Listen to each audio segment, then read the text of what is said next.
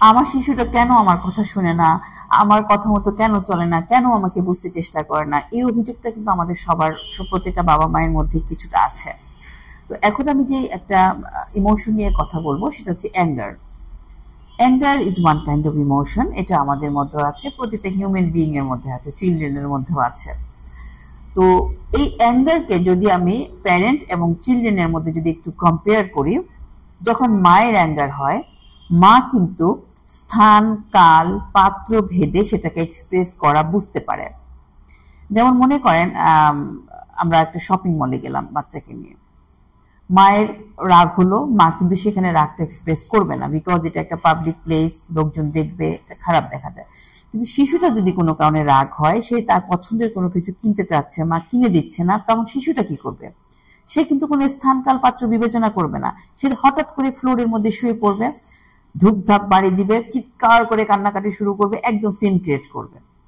তখন আমরা মায়েরা বলি যে কেন সে আমাকে বুঝতে পারছে না, কেন আমার কথাটা সে শুনছে না, বা এই প্লেসে এরকম করা যাবে না, এটা কেন সে বুঝতে পারছে না।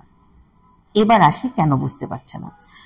আপনি আর আপনার সন্তান, আপনি যে ব্রেনের যে ডেভেলপমেন্টের লেভেলে আছেন, আপনি আছেন টপ লেভেলে, আপনি ম্যাচিউরড ব্রেন, আর your children is immatured brain, সে আছে বটম লেভেলে। আপনি টপ থেকে বটমের দিকে তাকাতে পারবেন, বটম নিয়ে চিন্তা করতে পারবেন। কিন্তু যে বটম লেভেলে আছে সে কিন্তু টপ নিয়ে চিন্তা করতে পারছে না, তার ব্রেনটা টপ লেভেলে এখনো পৌঁছায়নি। আমাদের চিন্তা ভাবনা, thinking, logical thinking, rational thinking, এগুলো আমাদের প্রিফ্রন্টাল কর্টেক্স কন্ট্রোল করে, এবং এই পার্টটা আপনার অ্যাডাল্টহুড পর্যন্ত কিন্তু বিকশিত হতে থাকে। সুতরাং শিশুরা কিন্তু এই পার্টটাতে ইম্যাচিওর থাকে। আমি যদি মনে করি আমার শিশুটা আমার মতো করে চিন্তা করবে, লজিক্যাল থিঙ্কিং, আমি যেটা বলি সেটা বুঝবে, সেটা আসলে আমি যদি সায়েন্টিফিকলি চিন্তা করেন তাহলে তার দ্বারা কিন্তু সেটা সম্ভব নয়। কারণ আপনি ব্রেনের ডেভেলপমেন্টের টপ লেভেলে আছেন, আর আপনার শিশুটা আছে বটম লেভেলে।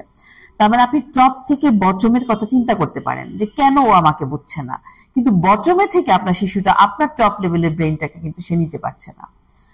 সুতরাং সর্বপ্রথম শিশুর ইমোশনকে ভ্যালিডেট করুন, তাকে বোঝার চেষ্টা করুন, তার ইমোশনকে আগে ভ্যালিডেট করে তারপর তাকে আপনি কনভারসেশনে যান, তার সাথে একটা ইফেক্টিভ কমিউনিকেশনে যান, তারপর তাকে আপনি কথা শোনাতে পারবেন। শুরুতেই কথা শোনাতে যাবেন না, তাহলেই সেটা কিন্তু নেগেটিভ ইম্প্যাক্ট পড়বে।